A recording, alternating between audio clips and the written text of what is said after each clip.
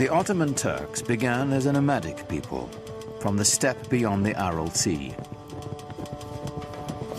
For centuries, they had wandered present-day Turkey, looking for new pasture lands.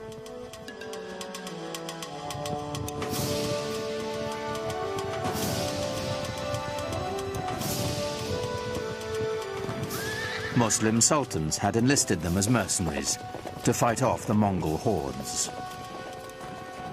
But in the upheaval following the Mongol invasion, the Turks began to stake out their own territorial claims. From their ranks emerged a warlord of legendary ambition. His name was Osman Bey. It's said that Osman had a miraculous dream of a magical tree whose many branches foretold his siring a powerful lineage. One wonders how much of it is truth, how much of it is legend. It makes a lovely story. And miracles are always more easy to digest than reality. I don't think he realized that he was setting up such a fantastic dynasty, a dynasty that was to rule the crucial link between three continents. The followers of Osman became known as Ottomans. They considered themselves warriors for the faith, or Ghazis, whose destiny was to bring Islam to the world. Ghazis were somewhat like freelancers who moved the empire forward either for ideology, theology, or for the sake of pure conquest. They were probably very brave, never thought about themselves or any harm that could come to the group by going into dangerous conditions. But it made the Ottoman Empire almost fearless, going into regions that nobody had been there before. For the early Ottomans, the direction of expansion would always be to the west, for good reason. They could not expand to the east or to the south because those were controlled by their brothers, the Turkoman emirs, the Muslims, and a Muslim should not be fighting against a Muslim, so they said at the time. So the only place he could expand was towards the Christian territories westward. Osman's warriors moved to the north and west across the Anatolian plateau, into territory controlled by the traditional Christian power in the area, the aging Byzantine Empire. By Osman's time, the 1,000-year-old Byzantine Empire was reaching the end of its age, dwindling to an isolated stronghold in Eurasia.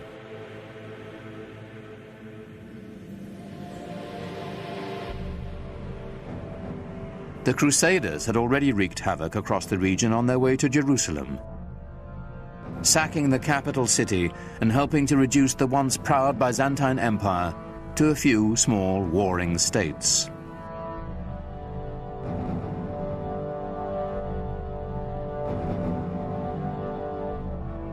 The Ottomans quickly overran these splintered Byzantine factions, uniting northwestern Anatolia into a single domain.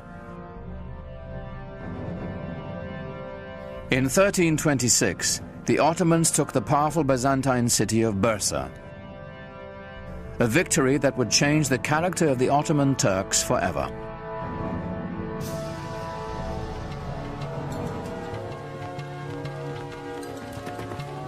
The most important part of Bursa was that it enabled Osman and his descendants to establish a seat of the government. The restless nomads of the steppe would settle down to build an empire. What we're witnessing is this huge demographic event. The movement of a whole civilization from a nomadic way of life to a settled way of life.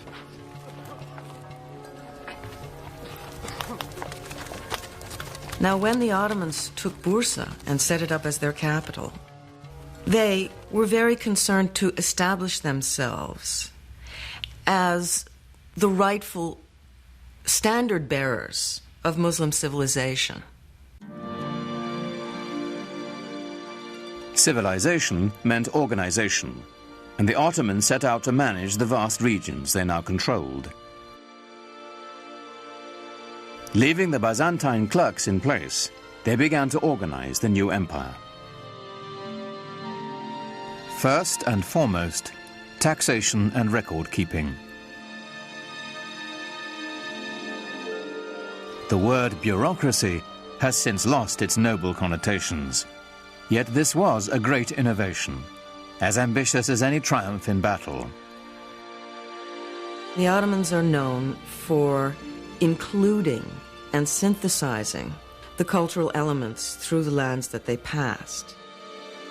They are known for creating structures by which the peoples who lived there before could carry on their lives and their beliefs in the way that they chose.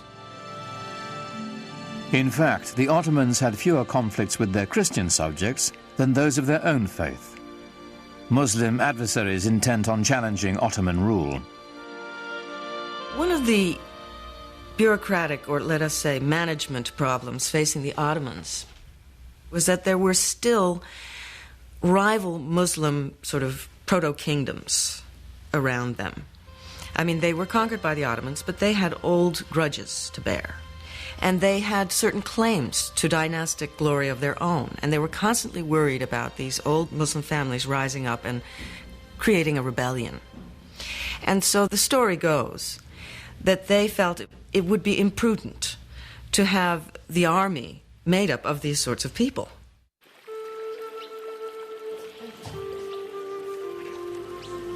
And so they wanted to recruit children who were not connected with any rival Muslim family. And so they went into the Balkans and they recruited primarily Christian children. This practice was called devshirme.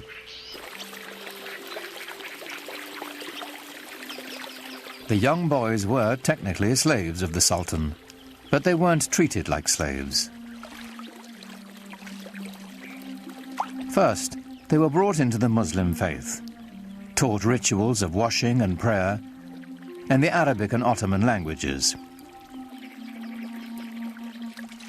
This served a political as well as a religious purpose. Through the devshirme system, the Ottomans could create a caste without any conflicting loyalties to tribe or family. The children had such great future that a lot of the times Turks or even Muslims pretended that their children were Christian-born and would register them with the devshirme officials. The system was so beautiful in that they only had one allegiance, to the Sultan. No family, no region, no other ties. These children were then given the best possible education available in the world, perhaps, at the time. And they were then able to move into the highest positions of power in the empire.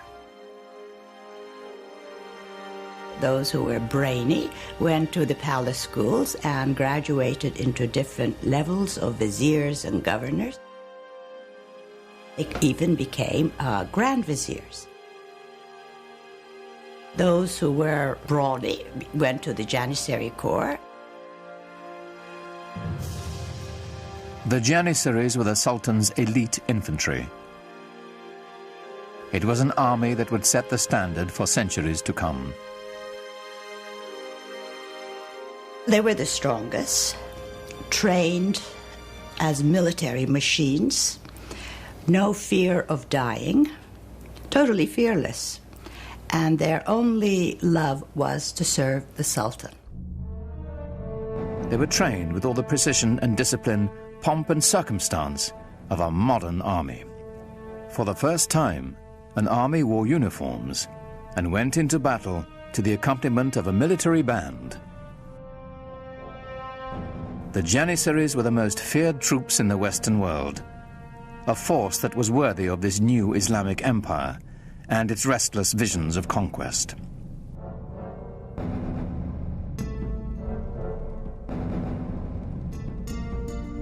By the middle of the 15th century, the Ottoman Empire spread from present-day Turkey known as Anatolia, deep into the Balkans, with one critical exception.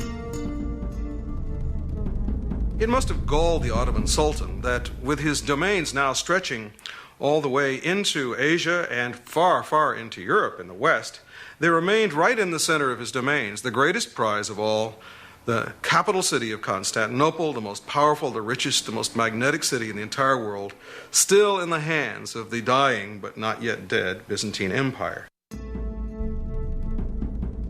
To the Ottomans, Constantinople's strategic and economic importance was considerable. Its symbolic significance was even greater. It was the city. There was no other city. If you were going to rule that area, obviously you would rule it from that city.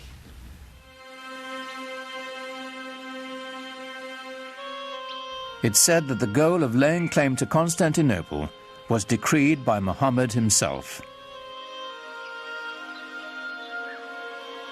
Every Ottoman ruler since Osman had wanted to seize the city, but it had always remained firmly in Christian hands.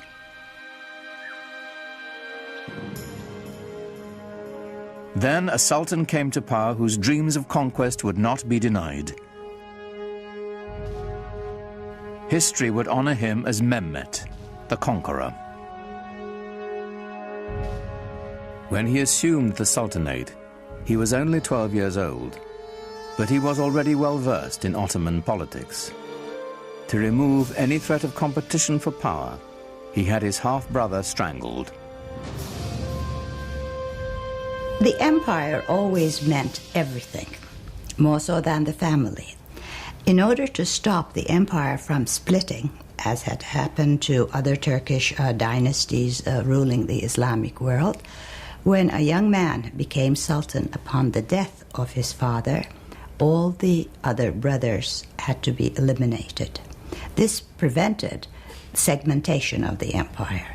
It may have been cruel, but it worked for the Ottomans. When on the death of his father he finally then took over, it meant an enormous change in the policy and direction of the Ottoman Empire, in the direction of a much greater energy. Mehmet immediately set his sights on the one prize as grand as his ambitions. Mehmet had to conquer Constantinople. There was no other choice. Constantinople was sitting like a perfect gem or a perfect fruit waiting to be picked. By the middle of the 15th century, the city was a shadow of its former self. The population had plummeted from 400,000 to a mere 50,000. But a besieging army would still be at a tremendous disadvantage. Constantinople was surrounded on 3 sides by water and massively fortified. It was encircled by a triple ring of walls nearly 100 feet high and 30 feet thick. And they had already stood for 1,000 years. But Mehmet had an answer for these walls. And part of the military superiority of the Ottomans came from their sophisticated and diverse use of the possibilities of gunpowder. The siege of Constantinople in 1453 under Mehmet the Conqueror saw the first dramatic application of this in the form of huge cannons that had not been seen before, which Mehmet had specially commissioned for the occasion. Earlier cannons had been assembled with strips of forged metal bound with hoops. They fired stone projectiles with little more power than a catapult.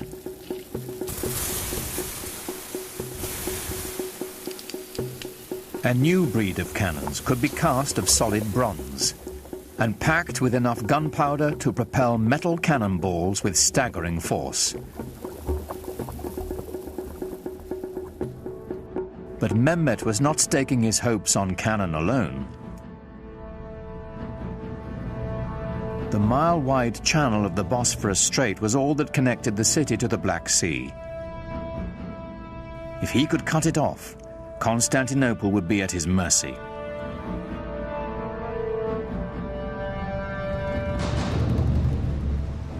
Mehmet needed to construct a strategically positioned fortress to close the strait. He built it right in the shadow of the great city walls.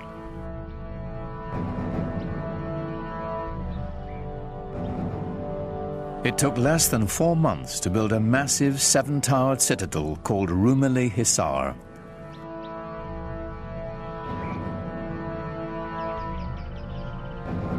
Mehmet himself is said to have carried stones during its construction.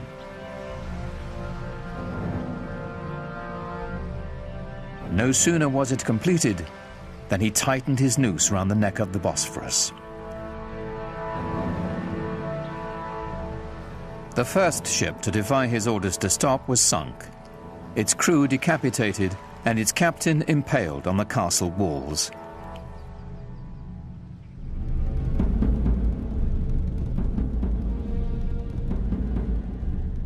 To stop Mehmet's ships from approaching, the Byzantines strung a massive chain across the strait. On April 22nd, 1453, the besieged city watched in horror as Mehmet's troops hoisted 70 of his ships ashore, sliding them over land on greased planks past the barrier chain.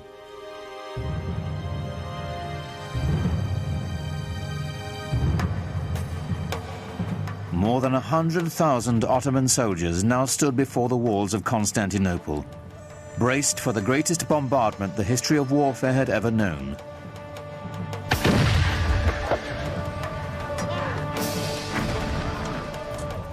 Under relentless fire, the city's 7,000 Christian defenders held out for nearly a month.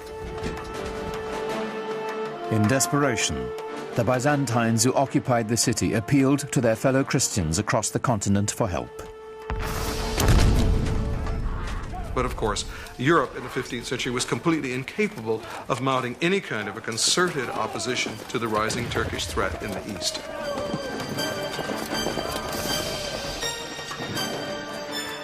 At that time, the kings of Europe had military and political problems of their own. Constantinople would have to fend for itself.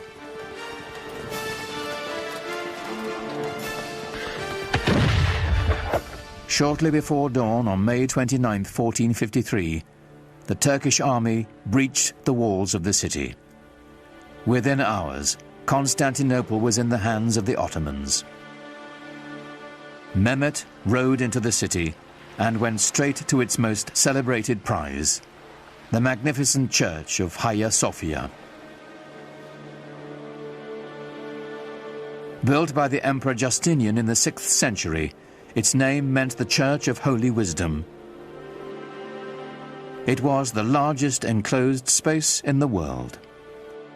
Surely other groups of Muslims and the Ottomans themselves had come across many, many churches. They had seen churches before. But they had never seen anything, nobody had ever seen anything like Hagia Sophia.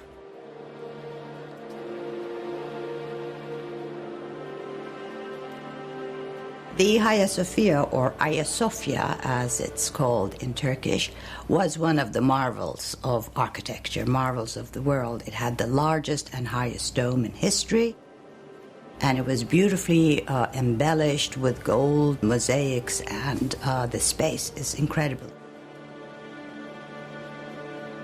For Mehmet, it was a great booty. Inside the church, a Turkish voice rose, proclaiming in Arabic the first pillar of Islam. There is no God but God. Muhammad is his messenger.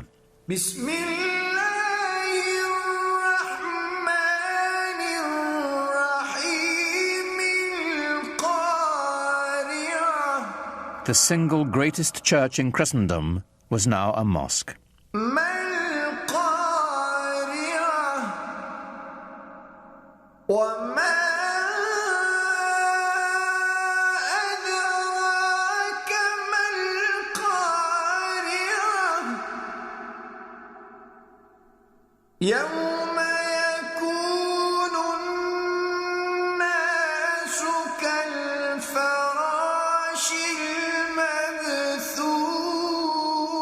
The Hagia Sophia became the inspiration for all Ottoman domed mosques to come. But none would ever match its size and scope, and it belonged to Mehmet the Conqueror.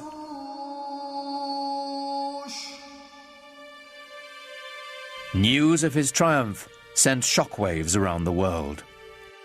For Europeans, it was a concomitant disaster.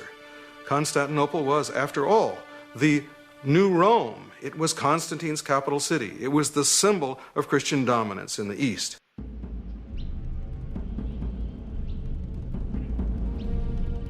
The Ottoman rulers had long stacked up titles for themselves. Khan, which is Turkish for emperor. Shahi Shah, Persian for king of kings. And Sultan, the Arabic word for ruler. But now, with all the former Byzantine Empire under their command, Mehmet and his successors claimed yet another title, Holy Roman Emperor. The Ottomans had reached the gates of the West and were poised to push on towards what they now claimed as their ultimate destiny, the conquest of Europe. That quest would fall to the most legendary sultan of all. He was born at the beginning of the 10th century by the Muslim calendar, and he was the 10th sultan descended from Osman. He was a child of destiny, whose greatness was expected.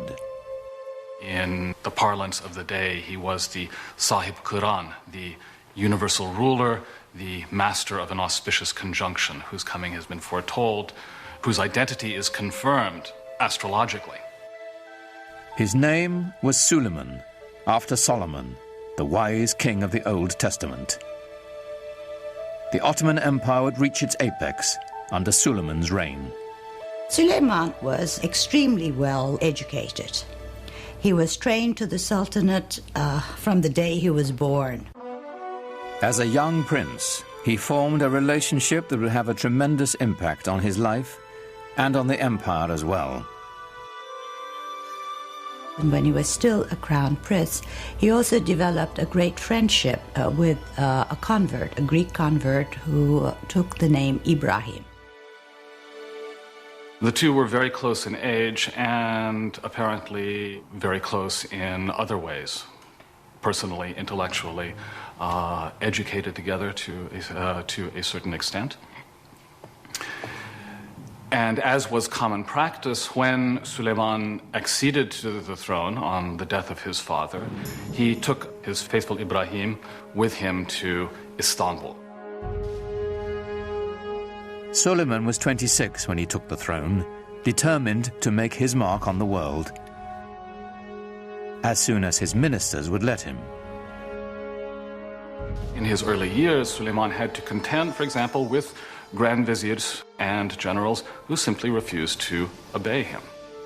Feeling, apparently, that here was a 26-year-old kid who had never seen very much in the way of action and hadn't done very much to show that people ought to, in fact, obey him. The way to prove his mettle was on the battlefield. Every new sultan was expected to begin his reign by expanding the empire.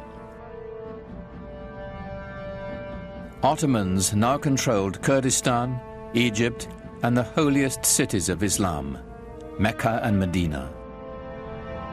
Suleiman set his sights on Belgrade in Hungary, the stepping stone to Europe. He was the head of the Ottoman dynasty, and he had certain duties to perform. One was conquest. And the first task Suleiman took upon himself a year after he ascended the Ottoman throne was to head towards Belgrade and capture it. Belgrade was very important strategically because it was from there the army could move further on west. A year later, he turned his ambitions on the island of Rhodes.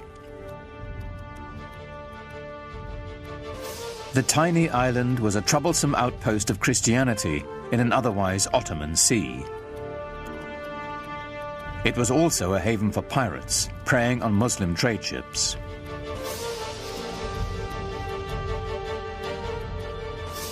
The 50,000 defenders of Rhodes manned one of the strongest forts in the world.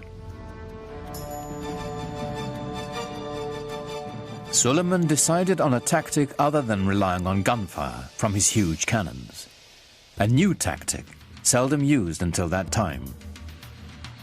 The Ottomans are the first major force to actually develop new ways of harnessing gunpowder to the cause of military expansion in creative ways. Ottoman sappers dug out a series of 50 tunnels near the base of the fort so they could mine its foundations.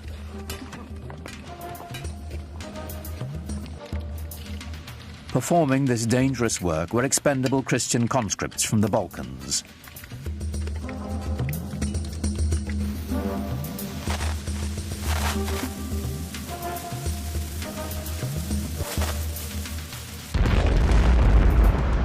The resulting explosion signaled a furious 6-hour Ottoman assault. But the Turks were beaten back.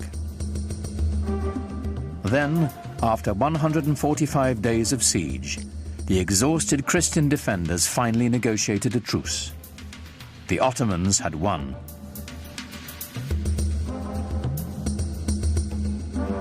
Victory did more than deliver Rhodes to the empire. Suleiman was now a sultan to be taken seriously. His march of conquest had begun.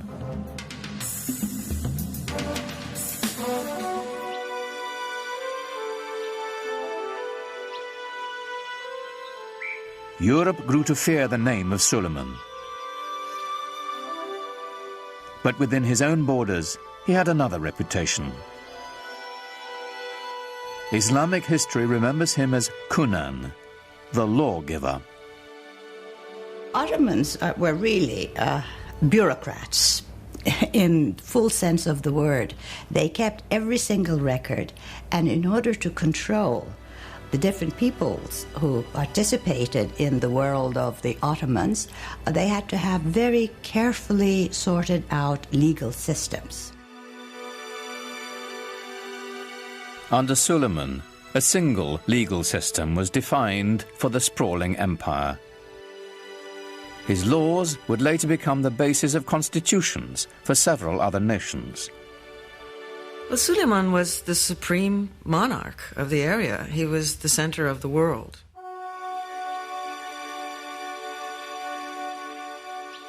He inaugurated a classical age in Ottoman architecture, commissioning some of the most spectacular buildings the world has ever seen.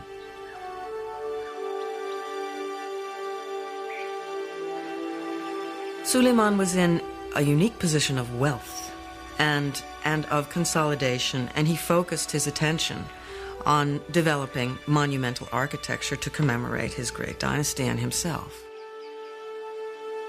Great religious architecture can really give people a sense of what is at the heart of the faith.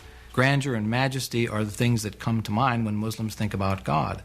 A building that is grand and majestic can immediately remind people of the glory of God. Suleiman's chief architect, Sinon, was a man whose vision perfectly complemented the empire builder. Sinon perfected the signature structure of Islam, the domed mosque.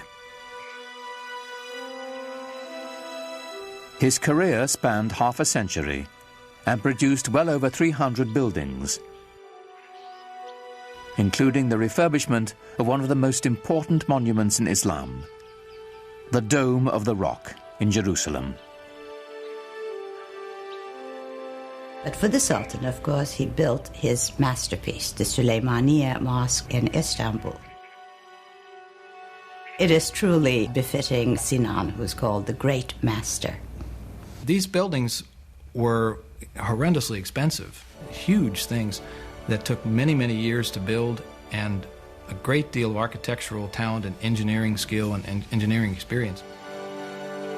When they built a mosque like the Süleymaniye, they were doing it to say, yeah, I've got the power, I've got the money, I am the Sultan, I'm the King of Kings.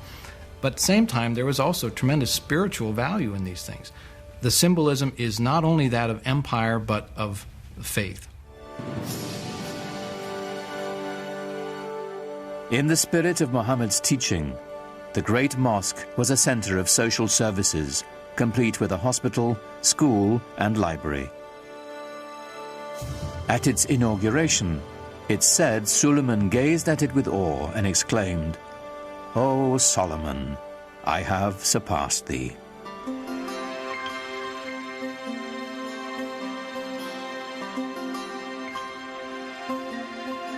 No less impressive was Suleiman's palace. Topkapi was both the seat of government and his private dwelling. Suleiman was also a great patron of the arts. And since the empire was very rich, the best artisans were there. So everything started flourishing. The architecture or the arts of his period show the first golden age of the Ottoman world.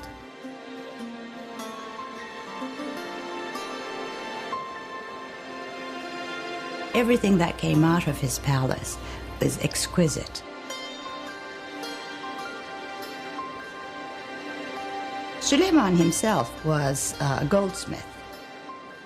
Ottomans believed that every sultan had to have a tangible trade. Being a sultan was not considered a practical or a tangible trade. And he was a very demanding patron, insisted on checking the work, even commissioned few things. And I think each artisan group or each corps working for the palace tried to outdo one another to please the sultan, because to please him had wonderful rewards.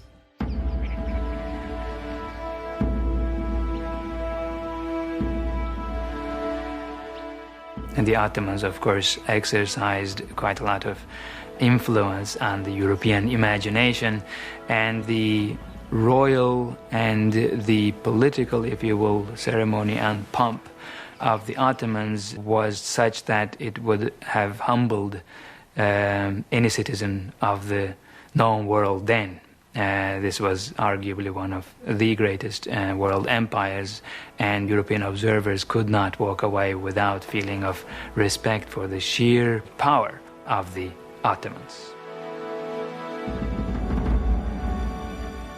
In public, Suleiman required that all those around him remain completely silent, while he made his wishes known with the slightest nod or gesture. It must have been a tremendously impressive sight to see the courtyard of the palace filled with some 6,000 or 7,000 janissaries and other functionaries, no one saying a word.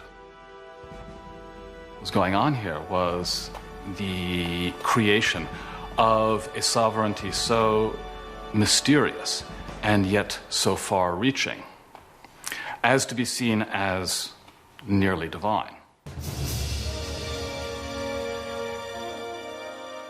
As Suleiman's power grew, his lifelong friend Ibrahim rose in the court structure. And Ibrahim Pasha, who became a pasha later on, became his devoted Grand Vizier. In fact, Ibrahim married his sister. So they were not only good friends, they were also related.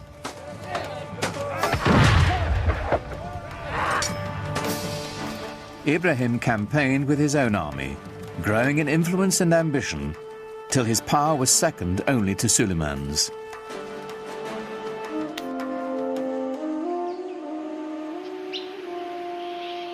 But for power and ambition, the secret world of the Sultan's harem had no equal.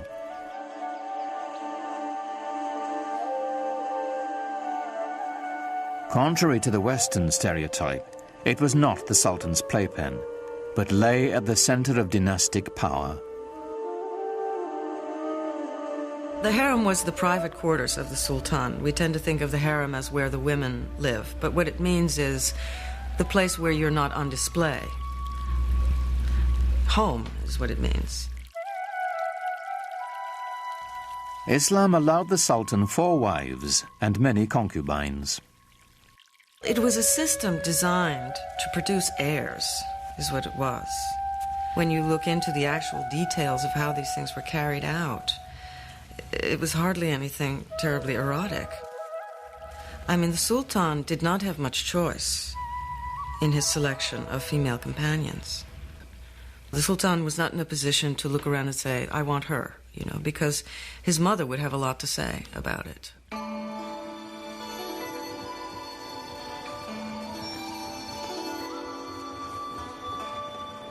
With his first wife, Suleiman had a son and heir, Mustafa. But while he was in his mid-30s, the Sultan fell deeply in love with a Slavic slave girl named Harem. In the West, we know her by a different name, Roxolana. Roxolana would bear him a rival heir and become Suleiman's most trusted confidant. The Sultan was supposed to be protected from any undue influences. He was supposed to be protected from any rivals. And in a way, this creates a vacuum around his person into which the harem life can enter. And so the fact that he was so protected works in a funny way to expose him to the influence of his female companions with whom he spent so much time. And there were tremendously intelligent and ambitious women around him, Roxolana being the most famous of all.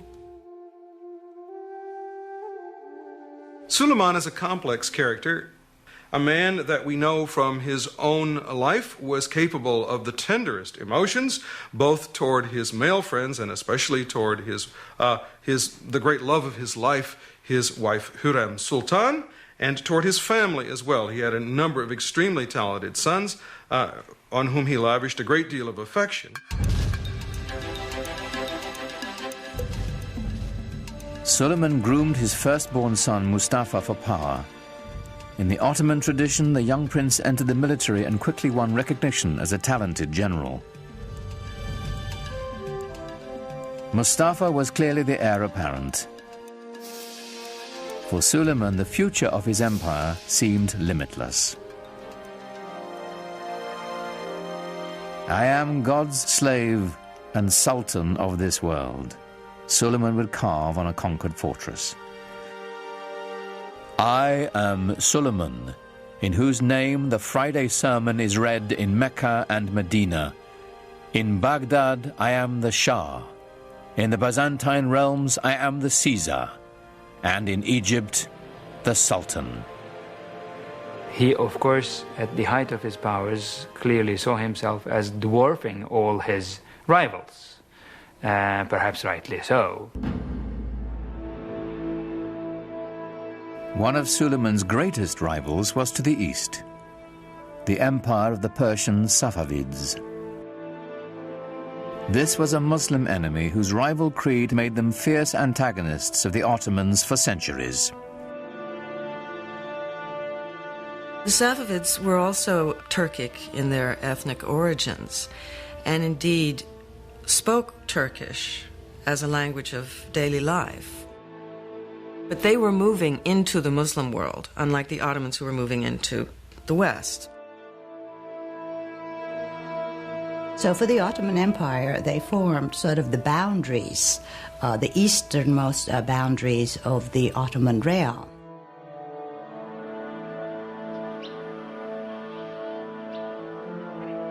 The Safavid dynasty was Shiite Muslims, bitter rivals to the Sunni Ottomans. According to the Shiites, a leader had to be designated by his predecessor and had to be of the family of Muhammad. According to the Sunni view, it was not designation that was necessary, and a person could be a leader of the community without being a direct descendant of Muhammad. This challenge to legitimacy is the basis of the Shiite-Sunni split, a bitter division that still separates the Muslim world to this day. And I would say the Ottomans never really thought of themselves so much as Sunni until the Safavids came forth as this rival Shi'i. So the Safavids developed a rival ideology to the Ottomans, which then became an occasion for war over, of course, what wars are usually fought over. Wars are fought over land, over wealth, over territory, over prestige. And the Safavids waged a war of ideology in eastern Anatolia, which was always, for the Ottomans, the most worrisome part. The terrain is difficult to conquer, difficult to control. The Safavid military was formidable, but there were cultural rivals to the Ottomans as well. They were great patrons of the arts. I think we know them more for their artistic patronage than of their great conquests and laws and systems and administration. When you look at Isfahan, it is the most beautiful city in the world, and that is the Safavid city, it's the Safavid capital. But it doesn't give you the same sense of power that the Ottoman Empire had or the Ottoman capital had. It's a different sense of power. It's more eloquent, perhaps, more precious in its decoration and its ceremonial spaces. It's a totally different aspect of Islam. Safavi art and architecture is on a finer scale. It's known for its filigree. It's known for its intricate brushwork, rather than for its stunning scale. In the soaring palaces of the Safavid Shahs, murderous intrigues against Suleiman and his dynasty were hatched that would reach into his very household.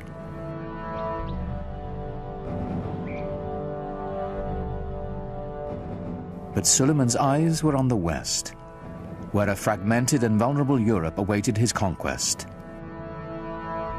The Ottoman Empire encompassed everything from Egypt to Kurdistan, and he now had Hungary as well.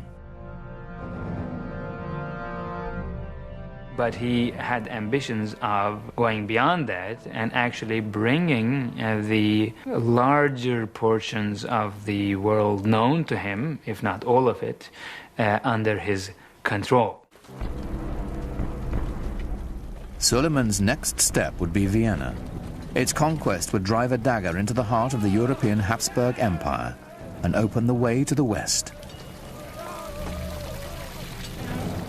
But as the heavily armed Ottomans set out for Vienna, the weather turned against them. The heavy cannon that had swept the Ottomans to victory after victory bogged down in the mud.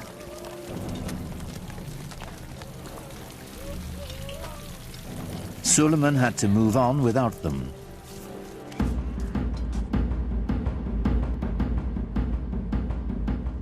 With only light artillery, the Ottomans relentlessly shelled the city.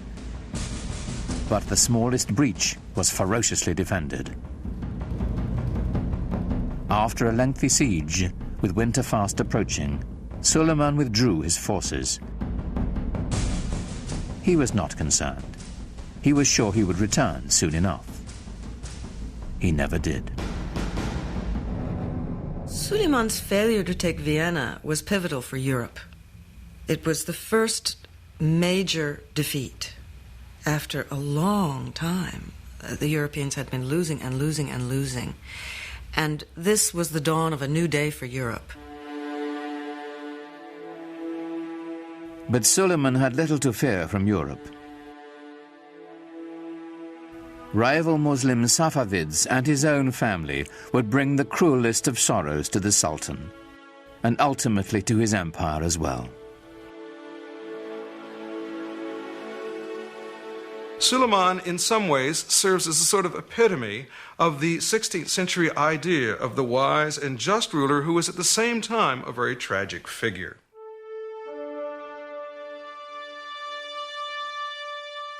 In the power-laden world of the Sultan's household, the intrigues never ceased. The Topkapi Palace, as it was originally conceived, had no quarters for the ladies. The women lived in what was called the Old Palace. But Hiram always complained about her husband, as most wives would, spending too many days and months campaigning outside the capital. She kept saying she feels very lonely and the children miss him. Well, surprisingly, there was a fire in the old palace, fire in Hiram's quarters. So she had to be moved to the Topkapi Palace temporarily while her old quarters were being renovated. Well, she moved in and never moved out.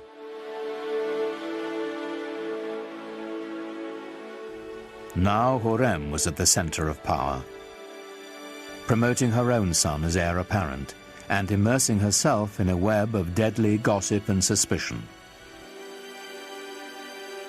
She was incredibly devoted to her husband, and any threat to Suleiman was a threat to her, and she had to get rid of it. The first threat came from Ibrahim Pasha, who assumed titles that were only given to sultans. So Hurrem knew something was going to happen eventually. And to protect the empire and the dynasty, Ibrahim Pasha had to go. On March 15th, 1536, Suleiman and Ibrahim Pasha dined together, as was their custom. In the morning, Ibrahim's body was found strangled.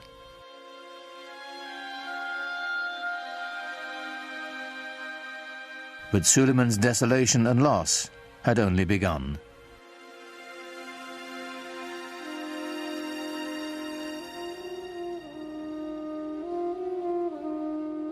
A few years after Ibrahim's death, Hurrem claimed to have uncovered a plot to overthrow Suleiman, devised with Safavid help by his beloved firstborn son and heir, Mustafa.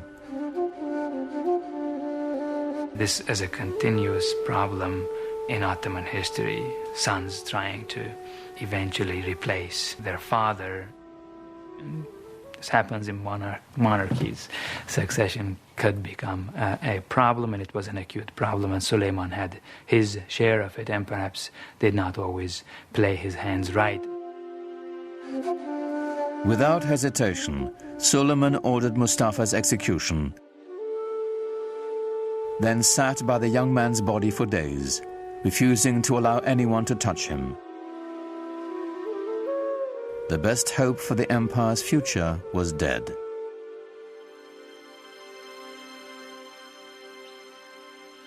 When Hurrem herself died the following year, Suleiman fell deeper into despair, finding solace in his poetry.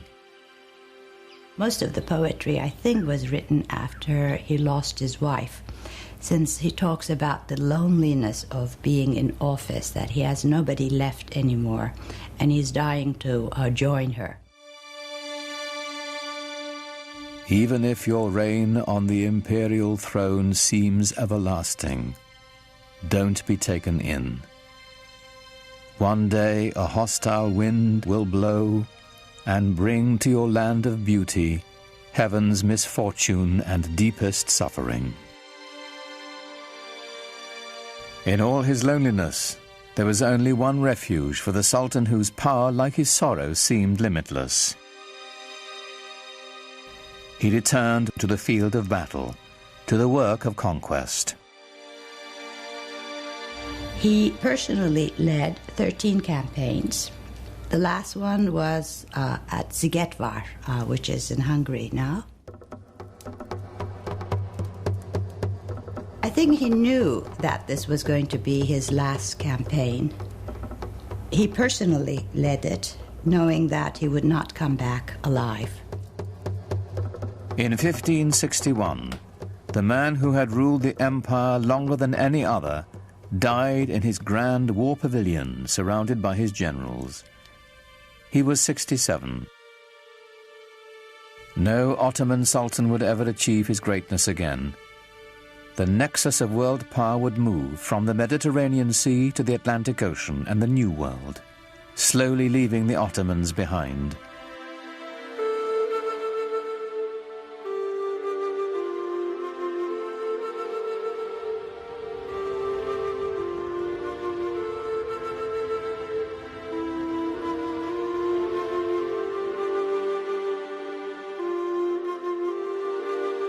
In Istanbul today, the Sufi dervishes still turn with the same prayerful pirouettes they danced in Suleiman's day. It is a meditation in motion, whose mystic origins go back even further, to the time of the Prophet Muhammad. You have become the best community ever raised up in mankind, the Quran assures all believers. Enjoining the right and forbidding the wrong, and having faith in God. Islamic and Western civilization have the same roots. They're dawning in the Fertile Crescent, the monotheism of the Jews and Christians, the classical intellectual culture of the ancient Greeks. The two traditions are kindred spirits, alike, yet very different.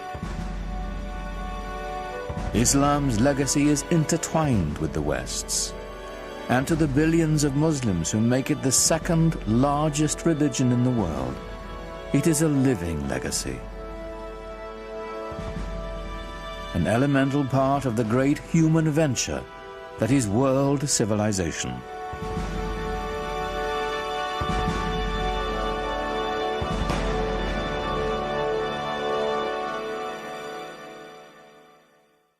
Islam Empire of Faith continues at PBS Online.